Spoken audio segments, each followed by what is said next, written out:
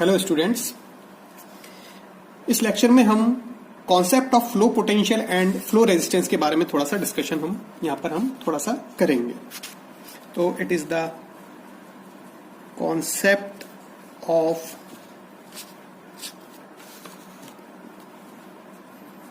Flow potential and flow resistance.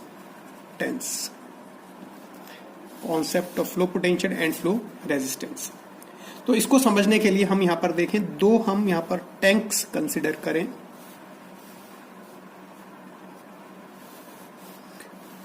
One at a higher level, एक higher level पे और दूसरा लोअर लेवल पे टैंक है। दो टैंक है यहां पर। This tank is tank A, this tank is tank B. और यहां पर एक रेफरेंस लाइन हम ले लें।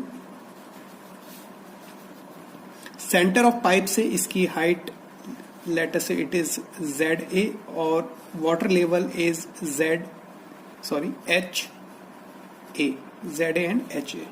और इसी तरीके से टैंक बी में this height is ZB and this is HB। यहां पर आपके एटमॉस्फेरिक प्रेशर लग रहा है P एटमॉस्फेयर, और यहां पर भी आपके P एटमॉस्फेयर लग रहा है। और आपके यहां पर इससे पानी यहां पर फ्लो करेगा। साथ ही साथ में यहां पर इन दोनों वाटर टैंक्स का वाटर लेवल मेंटेन्ड है। ये कम नहीं हो रहा, ये ज्यादा नहीं हो रहा। लेवल यदि वाटर फ्लो हो रहा है तो इसका लेवल मेंटेन्ड है, स्टेडी स्टेट मेंटेन्ड है और लेवल भी मेंटेन्ड है। तो आप या तो लगातार इसमें पानी सप्लाई कर रहे हो या लगातार इससे पानी निकाल रहे हो। दैट एनी किसी भी तरीके से आप उसको देख सकते हैं कि भाई वाटर लेवल इज मेंटेन्ड। ये this is your datum line. और यदि हम इस ए लेवल पे और इस बी लेवल पे यदि हम बर्नौलीज थ्योरम लगाएं, तो बर्नौलीज थ्योरम लगाने पे इस वाले का P atmosphere by ρg plus HA plus ZA, क्योंकि वेलोसिटी यहां पर ये मेंटेन है तो वेलोसिटी यहां पर नहीं रहेगी, जीरो रहेगी, equal to this is equal to P atmosphere इस B पॉइंट के लिए by ρg plus HB plus ZB, HB plus ZB plus losses, head के लॉसेस। यहां से यहां जब वो फ्लो करेगा तो इसकी टोटल एनर्जी प्लस इसकी एनर्जी प्लस जो भी बीच में लॉस आए हैं। तो यहां पर हम देखें ये दोनों तो कैंसिल हो गए, तो अपने पास में हेड लॉस आ जाएगा आपका HA plus ZA minus HB plus ZB। तो this height total minus this height, तो this height is total is known as delta H, difference in the level of the two tanks. तो यहां पर delta H, तो ये आपने देखा कि ये क्या है, HA plus ZA this minus HB plus ZB this, तो this is equal to delta H। तो जो लॉसेस है वो किसके बराबर हो गए, दोनों के हेड के डिफरेंस के बराबर। तो HL equals to delta H। अब इसमें जो लॉसेस हो रहे हैं वो इस केस में तीन लॉसेस हो रहे हैं। पहला जब एंट्री लॉस इस पाइप के अंदर गया, दूसरा फ्रिक्शनल लॉस, मेजर लॉस जो डार्सी वाइसबैच इक्वेशन से अपन जिसको निकालेंगे, और तीसरा आपका एक और minor loss that is the exit loss from this pipe. तो यहां पर ये तीन लॉसेस आ जाएंगे, that is equal to H1 plus H2 plus H3। तो H1 is the entry loss, entrance loss या एंट्री लॉस, एंट्रेंस लॉस या एंट्री लॉस, प्लस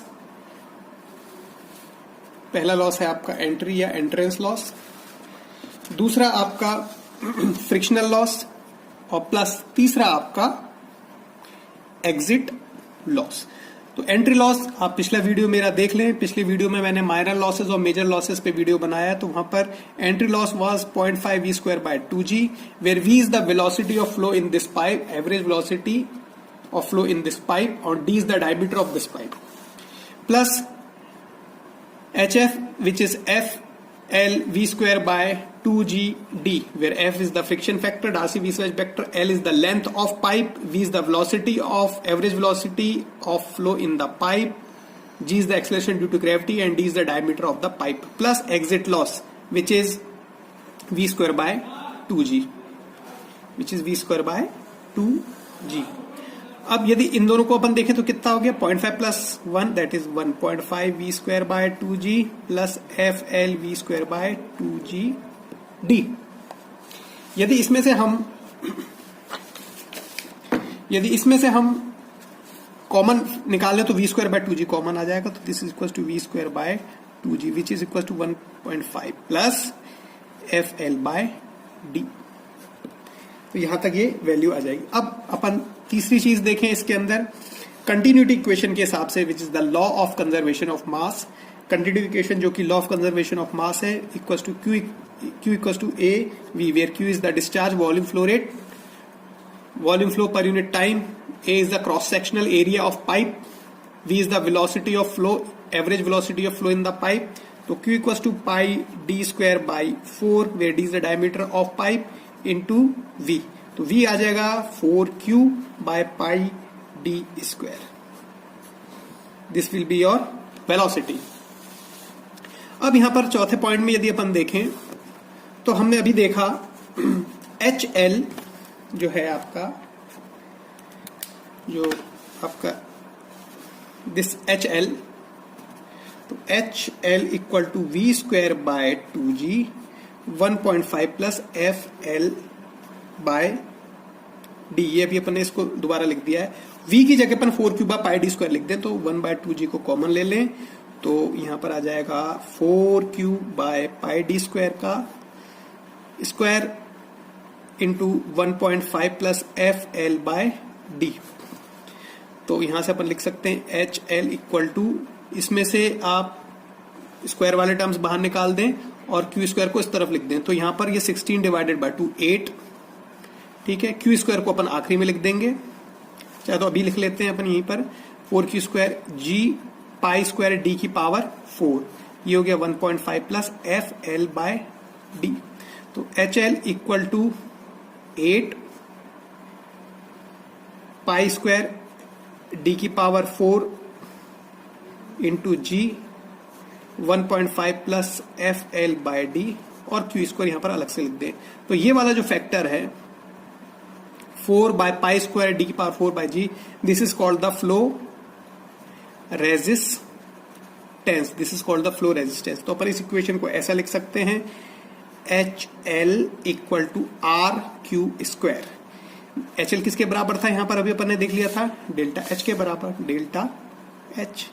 तो यहां पर अपने पास में इक्वेशन आ गई HL equal to R Q square delta H। इसको अपन कंपेयर कर सकते हैं इलेक्ट्रिकल सर्किट से। इलेक्ट्रिकल सर्किट में क्या होता है, एक रेजिस्टेंस होता है, वोल्टेज फ्लो जो कि पोटेंशियल है, वोल्टेज है, और यहां पर I बहता है।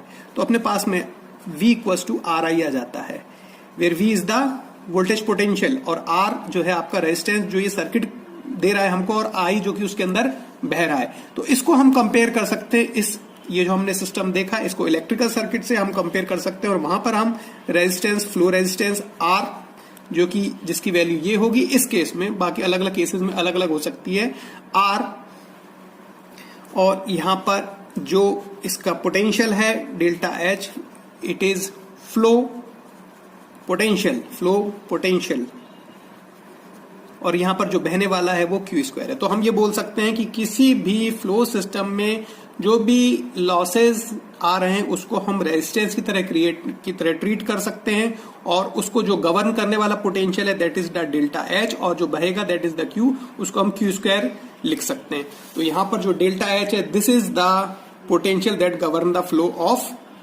Fluid in a system. मेरे ख्याल से this is now very clear. Thank you.